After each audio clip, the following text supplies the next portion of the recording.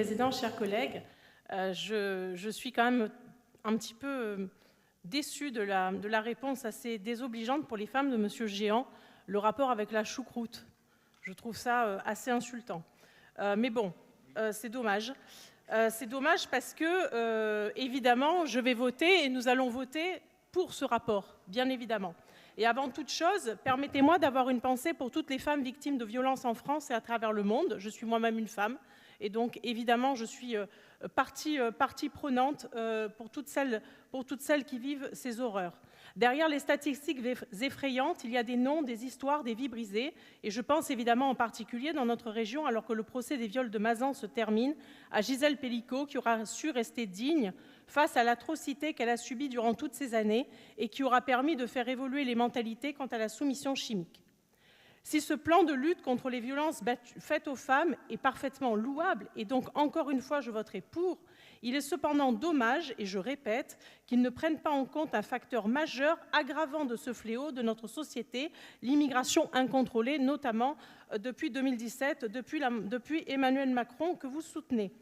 Dans les 4 pays occidentaux, France, Allemagne, Espagne et Italie, on peut estimer environ 100 000 les victimes de viols en 2021 et 30% des mises en cause sont étrangers alors qu'ils ne représentent que 11% de la population. C'est l'INSEE qui le dit, ce n'est pas moi.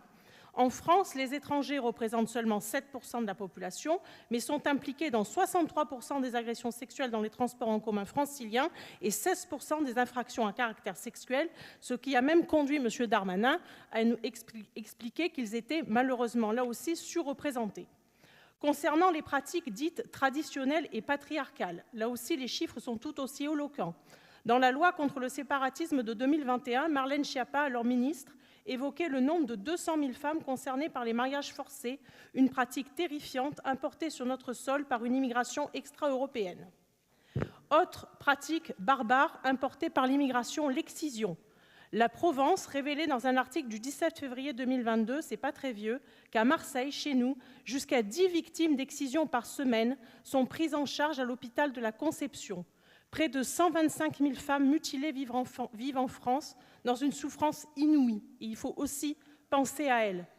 Enfin, comment ne pas terminer cette intervention sans évoquer les drames épouvantables qui ponctuent notre actualité quasi quotidiennement et qui ne sont pas une choucroute. Lola et Philippine, pour ne citer qu'elles, et la liste est malheureusement encore trop longue, seraient encore en vie aujourd'hui si les OQTF étaient correctement appliqués en France. Pour agir en faveur des femmes, il faut oser voir toute la réalité en face. L'immigration incontrôlée charrie son lot de malheurs en France et les femmes en sont toujours les premières victimes. Il est de notre devoir, en tant qu'élus responsables, de prendre toutes les dispositions nécessaires pour protéger nos concitoyennes. C'est pourquoi je vous demandais de voter en faveur de notre amendement, mais il a été rejeté de manière totalement inélégante. Vraiment. Merci.